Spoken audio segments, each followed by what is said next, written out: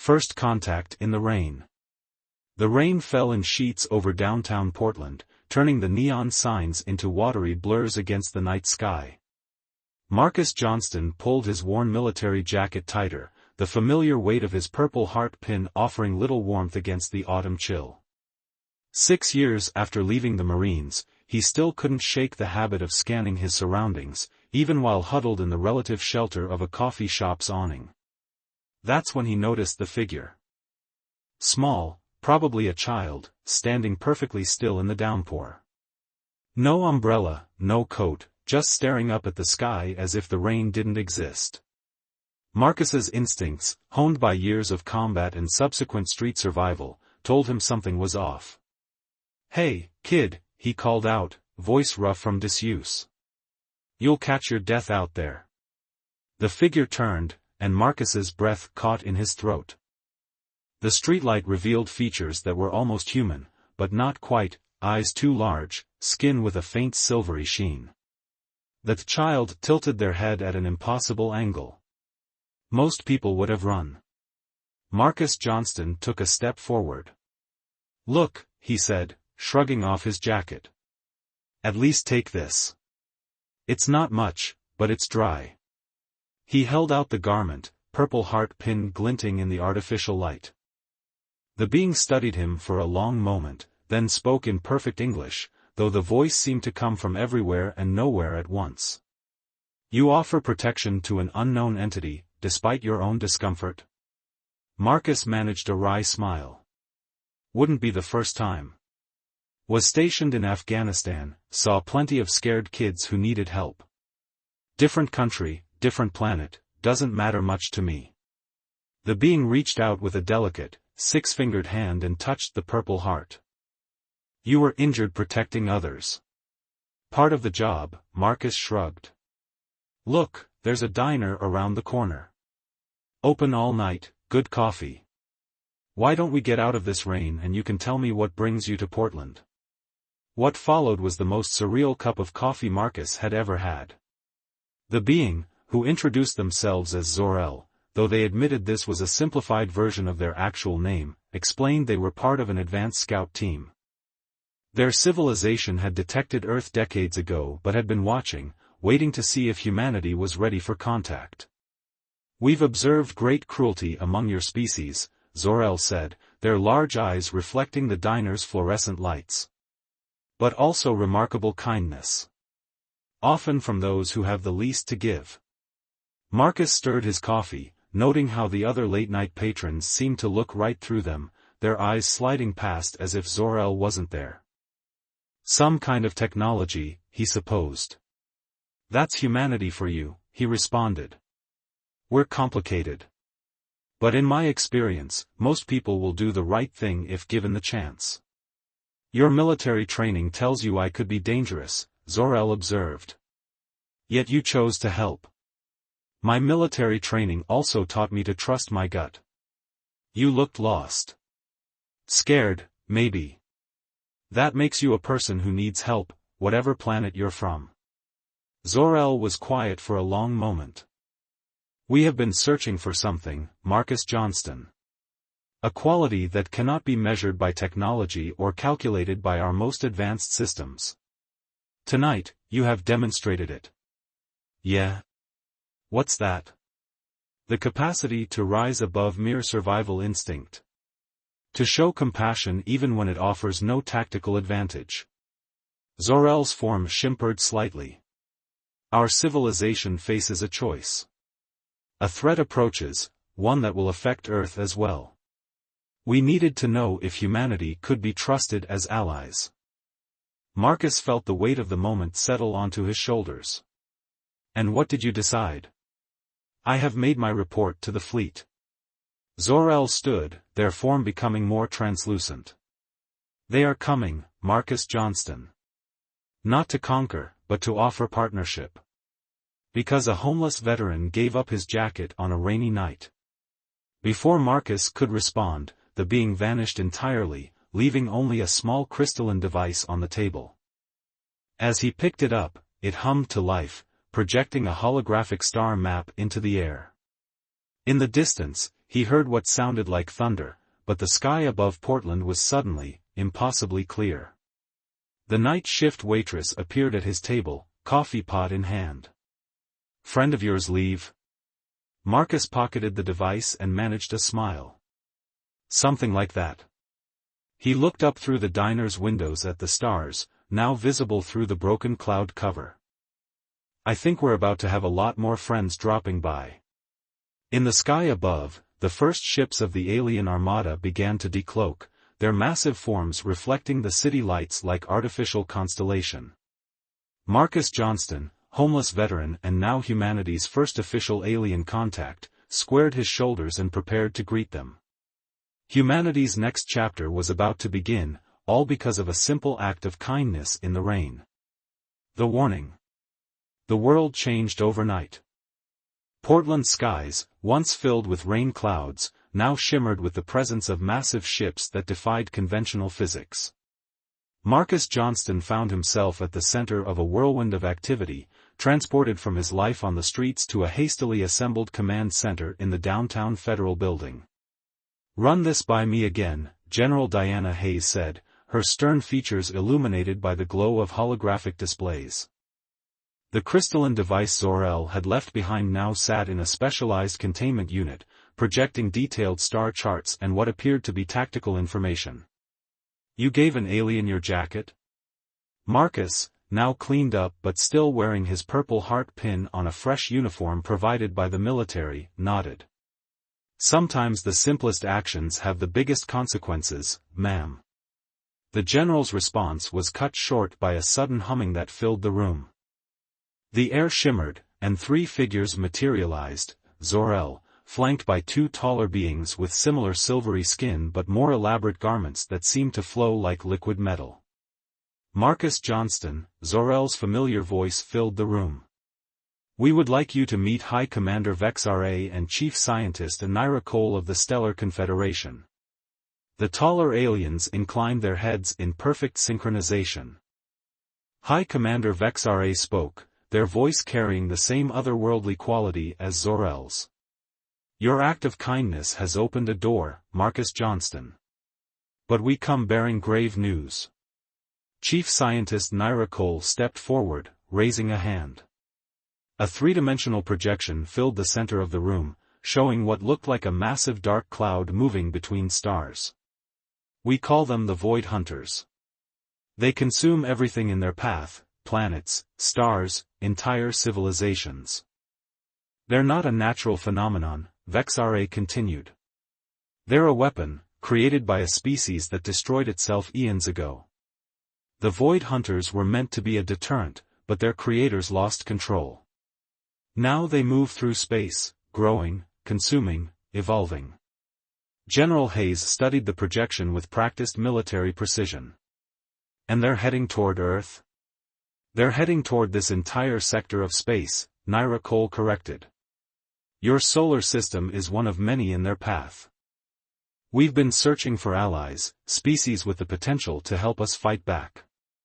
Most either weren't ready technologically or lacked the necessary qualities for effective cooperation."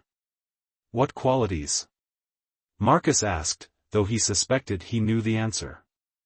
Zor-El stepped closer. "The ability to show compassion while maintaining strength. To think creatively under pressure. To help others even at personal cost. Your species is unique, you fight fiercely, yet you can show remarkable kindness. You're technologically advanced enough to understand the threat, yet not so rigid in your thinking that you can't imagine new solutions. We've tried fighting the Void Hunters with pure military might," Vex RA added. "We've tried using our most advanced technology. Nothing works for long, they adapt, they evolve, they consume our weapons and turn them against us." Marcus walked to the hologram, studying the movement of the dark mass. His military training kicked in, analyzing patterns, looking for weaknesses. "How long do we have?" 3 of your Earth months before they reach the outer edges of your solar system," Anira Cole replied. "Perhaps another month before they reach Earth itself." The room fell silent as the implications sank in. For months to prepare for an enemy that had already defeated civilizations far more advanced than Earth's. General Hayes straightened her uniform. I need to contact the President and the Joint Chiefs. Mr. Johnston, would you stay and continue the discussion with our allies? You seem to have a rapport. After the general left, Marcus turned to the aliens. There's something you haven't told us yet, isn't there? Zor-El's large eyes seemed to shimmer. Perceptive. Yes. We believe we've discovered a potential weakness in the Void Hunters, but exploiting it will require something our civilization has difficulty understanding: human unpredictability. The Void Hunters are essentially a massive artificial intelligence, Naira Cole explained. They operate on patterns, probabilities. Our civilization's responses are too logical. Too predictable. But humans. We've observed your species, Vexare continued. You do things that defy logical analysis. You sacrifice yourselves for strangers. You solve problems in ways that shouldn't work, yet do. You create art that serves no practical purpose yet moves you to great achievements. Marcus touched his purple heart pin thoughtfully. You're saying we might win this fight not because of superior technology or military might, but because we don't always make sense? Precisely, Zor-El confirmed. Like offering a jacket to a strange being on a rainy night, when logic would suggest running away. The hologram shifted, showing the Void Hunters' destruction of another solar system. Marcus watched, his mind already working on possibilities. You've got 4 months to teach us everything you know about your technology, and we've got 4 months to teach you everything we know about being human. Will it be enough time? Naira Cole asked. Marcus smiled grimly. It'll have to be. Because if there's one thing humans are really good at, it's beating impossible odds when our backs are against the wall. Outside the federal building, more ships were appearing in the sky, their presence both terrifying and reassuring. Humanity's greatest challenge was approaching, and their only hope lay in the strange combination of advanced alien technology and human improvisation. The race against time had begun. Preparations. The next 2 months transformed Earth in ways no one could have imagined. Massive alien structures now dotted every continent, their crystalline surfaces reflecting sunlight in rainbow patterns. But it was in an underground facility beneath Portland where Marcus Johnston witnessed the most remarkable changes. He stood in what the humans had nicknamed the fusion chamber, watching as Dr. Olivia Chen, a quantum physicist, worked alongside Naira Cole to merge human and alien technology. The room hummed with energy as holographic displays showed mathematical formulas that seemed to twist in impossible ways. The problem, Olivia explained, her hands moving through the holographic interface with practiced ease, is that we've been thinking about defense all wrong. The Void Hunters don't just consume matter, they consume information, patterns, predictability itself. Marcus watched as she pulled up footage from previous encounters with the Void Hunters. Look here, she pointed to where an alien defense system failed. The weapon worked perfectly the first time, adequately the second, and by the third attempt, the hunters had completely adapted. Correct, Naira Cole confirmed. Our logical progression of improvements became our weakness. The hunters learned our patterns faster than we could evolve them. But humans, Olivia grinned, we're messy. We make mistakes. And sometimes those mistakes lead to breakthroughs nobody could have predicted. On the other side of the facility, a different kind of fusion was taking place. Veterans like Marcus worked with alien combat instructors, teaching them about human warfare while learning to use advanced alien weaponry. But more importantly, they were teaching the aliens about human intuition. You can't always explain why you know something's wrong, Marcus told a group of silver-skinned warriors. Sometimes you just feel it in your gut. That's not a weakness, it's millions of years of evolution processing information faster than your conscious mind can analyze it. One of the alien warriors, Kexlar, raised their hand. But how do you trust such an imprecise system? Marcus smiled. That's the point, the imprecision is what makes it valuable. The Void Hunters can predict precise systems. They can't predict a human acting on instinct. In orbit, massive construction projects were underway. Humanity's satellites and space stations were being upgraded with alien technology, but with distinctly human modifications. Engineers worked alongside alien technicians, often suggesting solutions that seemed absurd at first but proved surprisingly effective. High Commander Vex RA appeared beside Marcus as he reviewed the latest progress reports. "Your species continues to surprise us. Yesterday, a human engineer suggested using old video game code to create unpredictable patterns in our defense matrices. It should not work, but our simulations show a 23% improvement in effectiveness." "Humans are good at thinking outside the box," Marcus replied. "Probably because we never quite agreed on what the box was supposed to be in the first place." But not all the preparations were technological. In cities around the world, communities were coming together in unexpected ways. Artists created works that incorporated alien mathematics into their designs. Musicians composed pieces that merged human emotion with alien harmonics. Every human endeavor, from cooking to dance, began incorporating elements of their new allies' culture, creating something entirely new in the process. Zor-El, who had become something of a cultural liaison, found Marcus in the facility's observation deck one evening. The alien silver skin reflected the sunset as they looked out over Portland. "We have noticed something peculiar," Zor-El said. "The more we prepare for battle, the more your species creates art, music, and celebrations. It seems counterintuitive." Marcus watched as a group of children played in a park below, their games now including mimicking alien movements alongside traditional playground activities.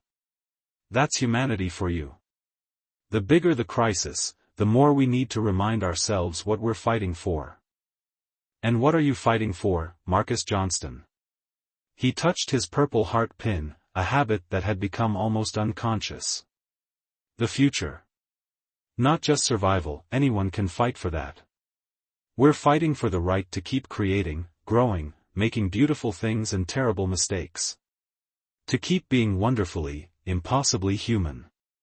An alert sounded through the facility. Marcus and Zor-El turned to see new data streaming across the holographic displays. The Void Hunters had accelerated. They would reach the solar system in 3 weeks, not 4. "It seems they may have sensed our preparations," Zor-El observed. Marcus nodded grimly. "Then we'll just have to work faster. And maybe throw in a few more of those beautiful mistakes along the way." He keyed his comm unit, connecting to General Hayes and the Global Command Network. Around the world, humans and aliens alike turned to their communication devices as Marcus's voice rang out. "Ladies, gentlemen, and honored allies, our timeline has changed. The enemy is coming sooner than expected. But that's okay, humanity has a long history of doing our best work under pressure. Let's show these Void Hunters what happens when you push a species that thrives on impossible challenges." As if in response, the setting sun caught the crystalline structures around the city, sending rainbow patterns dancing across the buildings. It looked, Marcus thought, almost like hope made visible. They had 3 weeks to prepare for an enemy that had never been defeated. But then again, they had never faced humanity before. The enemy arrives.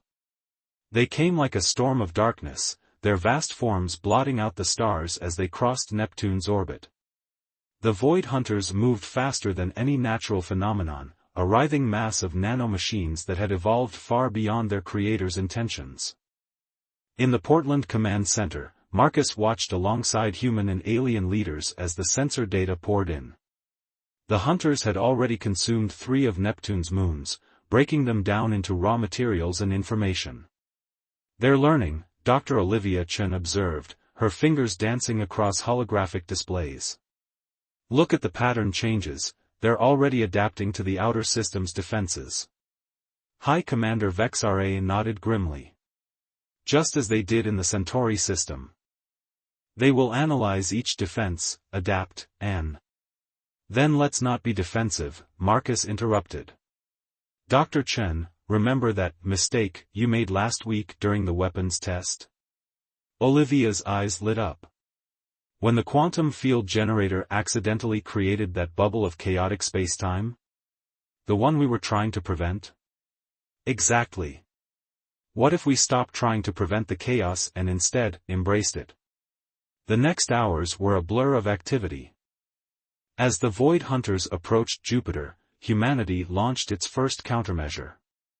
But instead of the logical, coordinated defense the Hunters expected, Earth's forces deployed what appeared to be a completely random array of attacks. Salvaged satellites reprogrammed with video game AI fired energetic pulses in seemingly random patterns. Ancient radio telescopes broadcast sequences based on children's nursery rhymes encoded in quantum frequencies. Artists' installations, merged with alien technology, created gravitational distortions that followed the rhythm of jazz music. They're slowing down, General Hayes announced, studying the tactical display.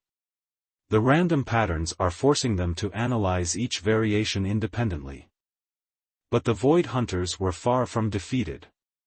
As they reached the asteroid belt, they split into smaller units, each one adapting differently to the chaos humanity had thrown at them. Some began replicating Earth's random patterns, turning them back against the defenders. This is it, Marcus said, touching his purple heart pin. Time for Phase 2. He nodded to Naira Cole, who activated a new set of commands. Across the solar system, the seemingly random human attacks suddenly synchronized, but not in any pattern the Void Hunters could predict. The defense grid pulsed to the rhythm of human heartbeats, each one slightly different, each one carrying emotional content that the Hunters' logical systems couldn't process. We're not just fighting with technology, Marcus explained to the alien commanders. We're fighting with every laugh, every cry, every irrational hope and impossible dream. We're fighting with what makes us human. The Void Hunters reached Mars, but now they were moving erratically, their swarm-like formation breaking down as they encountered patterns they couldn't consume or predict. In orbit around Earth, the combined human-alien fleet waited, their weapons charged not with pure energy, but with the chaotic potential of human creativity. Zor-El, monitoring the Hunters' communication frequencies, suddenly straightened. They're confused. I'm detecting attempts at communication between different segments of their mass. They've never encountered a species that became more unpredictable under pressure. The command center's screens lit up as the Void Hunters made their final approach to Earth. Their dark mass filled the sky, visible even from the ground as a shadow across the stars. But humanity was ready. Dr. Chen activated the quantum field generators, now modified to amplify rather than suppress chaos. Everyone, think of something completely illogical, she shouted. The more random, the better. Marcus thought of giving his jacket to an alien on a rainy night. General Hayes recalled her first dance recital. Around the world, billions of humans focused on their most irrational moments, their wildest dreams, their strangest thoughts. The quantum field generators transformed these thoughts into energy, creating a shield unlike anything the universe had ever seen. Where the Void Hunters touched it, they encountered not resistance, but pure chaos, the distilled essence of human unpredictability. It's working! Olivia shouted. The Hunters can't process the input. Their adaptive algorithms are crashing. The dark mass above Earth began to fracture, segments of it spinning off into space as their control systems failed to cope with the sheer illogic of humanity's defense. But victory was not yet assured. A significant portion of the Hunters had adapted, forming into a spear-like shape aimed at the heart of North America. Marcus watched the tactical display, his military training warring with his instincts. The logical move would be to concentrate their defenses at the point of impact. Instead, he made a decision that would either save Earth or doom it.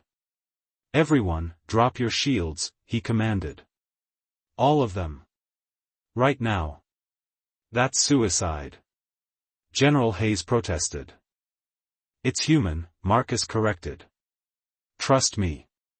As the shields dropped, the Void Hunters rushed forward, directly into an overwhelming flood of pure, unfiltered human consciousness.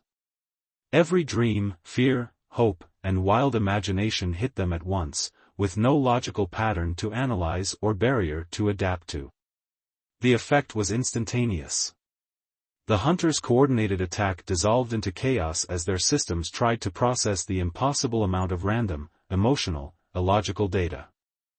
Their massive form twisted in space, trying to find patterns where none existed, attempting to adapt to something that refused to follow any rules.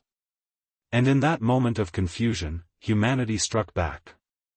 Unity's victory. The combined fleet struck while the Void Hunters were still reeling from the overwhelming flood of human consciousness. Ships piloted by humans and aliens launched a synchronized attack, but each vessel followed its own unique pattern, making it impossible for the Hunters to predict their movements. "Look at them," Dr. Chen whispered, watching the tactical display. "They're actually fighting against themselves now." The Void Hunters' swarm had broken into competing factions, each trying to adapt to different aspects of human unpredictability, each evolution conflicting with the others. Marcus observed from the command center as the battle unfolded in Earth's orbit. The darkness that had once moved with terrifying precision now writhed in confusion, like a computer trying to solve an endless paradox. But he knew they couldn't rely on confusion alone. "Now," he commanded, "hit them with everything we've got. Not just weapons, everything." Around the world, a coordinated yet chaotic response began. Television stations broadcast their signals into space, carrying soap operas, comedy shows, and children's cartoons. Radio telescopes beamed rock music and classical symphonies directly at the Hunters. Artists' installations pulsed with colors that followed no logical pattern, their emissions amplified by alien technology. High Commander Vexare watched in astonishment as the Hunters tried to process this assault of culture and creativity. They're attempting to adapt, but each adaptation only makes them more vulnerable to a different aspect of your species' chaos. The Void Hunters' massive form began to fragment, sections of their swarm spinning off into space as their control systems failed. Some portions tried to retreat, only to be caught in gravitational fields modulated by jazz rhythms. Others attempted to attack, but their weapons dissolved into harmless energy when they contacted shields powered by human emotions. In a desperate attempt to survive, the largest remaining segment of the Hunters tried to dive into Earth's atmosphere, seeking to directly consume the source of the chaos that was destroying them. But humanity had one final surprise waiting. Dr. Chen activated what she called the Human Spirit Amplifier, a network of quantum field generators that had been collecting and storing human thoughts, dreams, and emotions for weeks. As the Hunters entered the atmosphere, they were hit with the concentrated essence of humanity's creative spirit.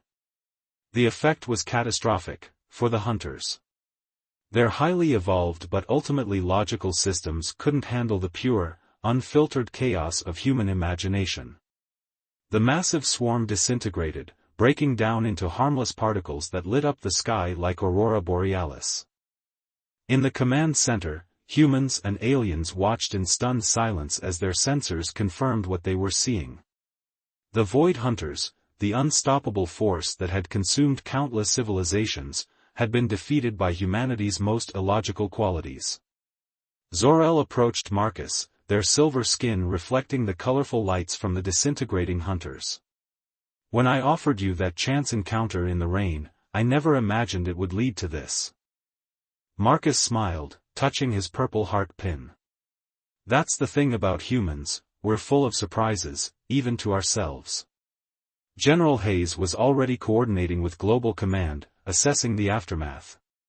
Early reports indicate complete victory. The remaining Hunter fragments are breaking down into inert matter. "We did it." But it was Naira Cole who perhaps best understood the significance of what had happened. The alien scientist had been analyzing the data from the battle, and now turned to address the room. "This victory represents more than just survival. We've discovered a fundamental truth about the universe, that chaos, creativity, and illogic are not flaws to be corrected, but essential forces that keep the cosmos in balance. In the days that followed, Earth celebrated in typically human fashion, with music, art, feasts, and festivals that merged human and alien cultures in ways no one could have predicted. The sky above every major city danced with lights from both Earth's new defense systems and the remaining harmless particles of the defeated hunters, a constant reminder of what humanity had achieved. The Stellar Confederation formally invited Earth to join their alliance, not as junior partners but as equals. Humanity's unique qualities had proven to be not just powerful weapons, but essential tools for understanding the universe in new ways. Marcus found himself standing once again under the Portland rain, but this time he wasn't alone. Humans and aliens walked the streets together, sharing stories, ideas, and dreams. Above them, the first of many joint human-alien research vessels prepared to explore the galaxy, carrying with them humanity's greatest gift to the universe, the power of unpredictability. "You know what's funny?" he said to Zor-El, who had become a permanent liaison to Earth. "All this started because I gave a jacket to a stranger in the rain." "Perhaps," Zor-El replied, "that is the most important lesson of all. In an infinite universe of patterns and probabilities, sometimes the simplest act of kindness can change everything." The end.